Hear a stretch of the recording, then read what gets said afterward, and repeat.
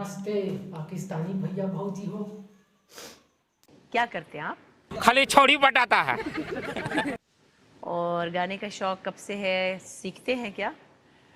ना मोदाई करने सीखे ये अच्छा और उनसे ना नी गवा थे। अच्छा, वो आदत आती गाइडेंस है। दे देती हैं जी आपको। जी।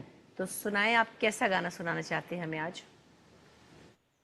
पल पल हर पल पल पल पल पल हर पल कैसे कटेगा पल हर पल बातों में जो है छुपी पल तेरी याद आ। से लिखोगे इस छोटे से खत पर।